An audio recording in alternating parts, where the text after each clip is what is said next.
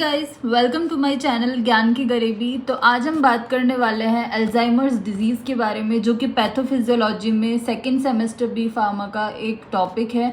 इसके अंदर यूनिट 3 की हम बात कर रहे थे मेंटल डिसऑर्डर्स की, नर्वस सिस्टम के जो डिसऑर्डर्स होते हैं उनकी। तो आज हम अल्जाइमर्स के बारे में पढ़ेंगे, इसकी हम पूरी पैथोफिजियोलॉजी के बारे में जानेंगे, इसके साइंस और सिम्टम्स क्या होते हैं, इसकी पूरी पैथोफिजियोलॉजी क्या होती है और ईटियोलॉजी कॉजेज क्या होते हैं और ट्रीटमेंट के बारे में। सो इससे पहले इसके जो नोट्स है वो हमने नीचे डिस्क्रिप्शन बॉक्स में इसका लिंक दे दिया है, तो आप वहाँ से जो है डाउनलोड कर सकते हैं। एंड आपने अभी तक हमारे चैनल को सब्सक्राइब नहीं किया तो please subscribe to the channel and hit the bell icon तो आपको हमारे चैनल की नोटिफिकेशंस मिलते रहे। तो चलिए स्टार्ट करते हैं। तो सबसे पहले अल्जाइमर्स डिजीज जो है उसको सबसे पहले इंट्रोड्यूस किया था साइंटिस्ट जो थे एलोइस अल्जाइमर 1907 में। और ये एक क्रॉनिक न्यूरोडिजेनरेटिव डिजीज़ है जिसमें क्या होता है कि जो मेमोरी होती है, जो कि याददाश्त होती है, वो ख़राब हो जाती है, वो जाने लग जाती है, कुछ याद नहीं रहता है और इवेंचुअली डिस्टर्बेंसेस आने लग जाते हैं डिसीजन मेकिंग में, रीजनिंग में, कुछ प्लान करने में, लैंग्वेज में और चीज़ों को परसीव करने में। तो ये सब जो है वो डिफ़िकल्टीज फेस होती है इस डिज़ीज़ में और ये टाइम के साथ जो है वो बढ़ती जाती है। इसके बाद में जो अल्जाइमर्स डिजीज़ के जो पेशेंट्स होते हैं उसमें दो टाइप की एबनॉर्मलिटीज़ जो है वो देखी जाती है। तो फर्स्ट है प्लाक्स और सेकंड है टैंगल्स। तो जो प्लाक्स होते हैं उसमें क्या होता है, एक प्रोटीन होता है बीटा अमाइलॉइड, उसके क्लम्प्स थक्के जो है वो उसमें जम जाते हैं, जिससे कि जो ब्रेन सेल्स होते हैं वो उनको इंजरी हो जाती है और डिस्ट्रॉय हो जाती है, जिसके वजह से क्या होता है कि जो सेल टू सेल कम्युनिकेशन होती है उसमें डिस्टर्बेंसेस आने लग जाती हैं इन प्लाक्स की वजह से। उसके बाद सेकंड जो है वो है टैंगल्स। तो अल्जाइमर्स डिजीज़ में क्या होता है, एक टाउ प्रोटीन होता है, वो एसेंशियल होता है, जो ट्रांसफॉर्मेशन होता है, जो ट्रांसपोर्ट सिस्टम होता है ब्रेन सेल्स के बीच में, उसके लिए एसेंशियल होता है। लेकिन इस पोजीशन में क्या हो जाता है कि ये जो टाउ प्रोटीन होता है वो अबनॉर्मल टैंगल्स जो है वो ट्विस्ट बना लेता है ब्रेन सेल्स के अंदर, तो जिससे कि जो ट्रांसपोर्ट सिस्टम जो है वो फेल हो जाता है और अल्टीमेटली जो ब्रेन सेल्स होते हैं उनकी डेथ हो जाती है। तो ये जो दो है वो टाइप्स होता है, अबनॉर्मलिटीज़ होती है इसके अंदर। इसके बाद हम इसके ईटियोलॉजी या कॉजेज़ की बात करें कि ये क्यों होता है, क्या क्या वजह हो सकती है इसके होने के पीछे। तो एग्जैक्ट कॉज जो है वो हमें वो तो नहीं पता, लेकिन कुछ फैक्टर्स होते हैं जिससे कि ये हो सकता है ये डिजीज़। तो फर्स्ट है न्यूरोकेमिकल फैक्टर्स, यानी कि केमिकल रिलेटेड, जैसे एसिटाइलकोलाइन, सोमैटोस्टैटिन, नोरएपिनेफ्रिन, इसकी वजह से हो सकता है। सेकंड है एनवायरमेंटल फैक्टर्स, जैसे सिगरेट स्मोकिंग कोई करता है, कुछ इन्फेक्शंस होने के कारण, मेटल्स के कारण, इंडस्ट्रियल और अदर टॉक्सिन्स के कारण हो सकता है। और कोलेस्ट्रॉल लॉवरिंग ड्रग्स भी जो होती है स्टैटिन्स, उनके ज़्यादा यूज़ होने की वजह से भी ये जो है वो हो सकता है कॉज।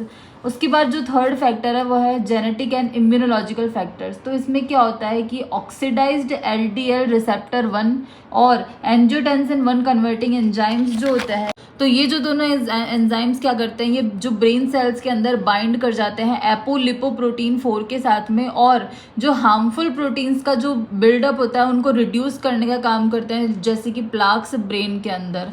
तो ये जो है वो ये काम करते हैं, तो इनकी वजह से भी जो है इनका फैक्टर जो है वो कम रहता है कॉज होने के लिए। उसके बाद में है लास्ट रिस्क फैक्टर्स, जैसे डाउन सिंड्रोम्स हो गया, या फिर फैमिली हिस्ट्री हो गई, क्रॉनिक हाई BP होने की वजह से हो सकता है, हेड इंजरी की वजह से हो सकता है, जेंडर पे भी डिपेंड करता है, और स्मोकिंग और ड्रिंकिंग में भी जो है वो डिपेंड करता है। इसके बाद हम इसकी पैथोफिजियोलॉजी की बात करें कि किस प्रोसेस के द्वारा जो है वो होता है कॉज।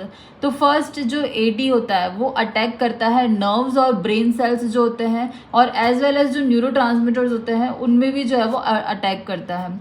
उसके बाद में है कि फिर फर्दर क्या होता है कि ये पार्ट्स होते हैं इनके डिस्ट्रक्शंस की वजह से क्या होता है, क्लम्प्स जो है वो जमा हो जाते हैं प्रोटीन के और फॉर्म हो जाता है ब्रेन सेल्स के अराउंड, और ये जो क्लम्प्स होते हैं उन्हें हम बोलते हैं प्लाक्स या फिर बंडल्स।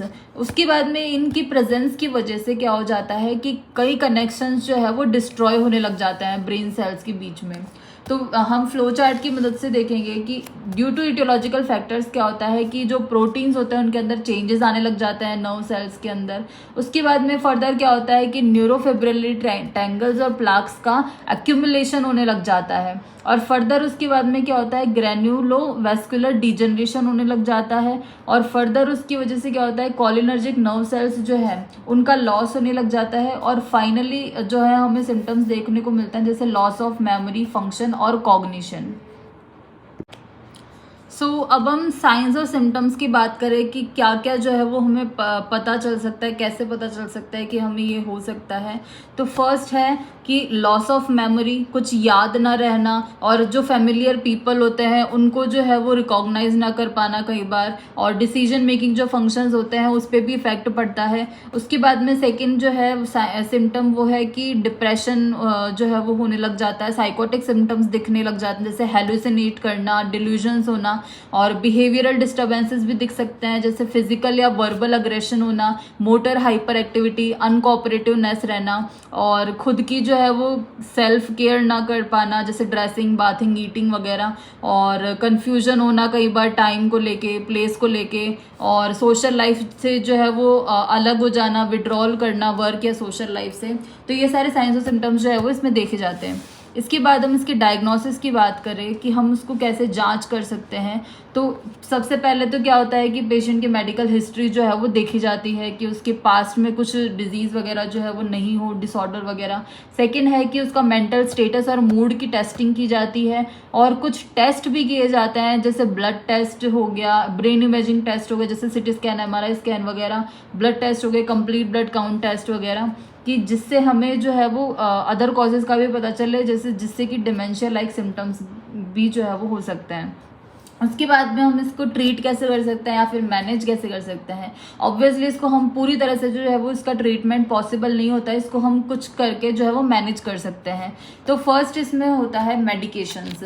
तो मेडिकेशंस हम इसमें देते हैं, जैसे कॉलाइन स्ट्रेस इनिबिटर्स हो गया, एग्जाम्पल डोनपेजिल, रिवास्टिगमाइन एंड मेमेंटाइन, ये जो है वो कॉमनली प्रिस्क्राइब की जाती है मेडिकेशंस सिम्टम्स को इम्प्रूव करने के लिए।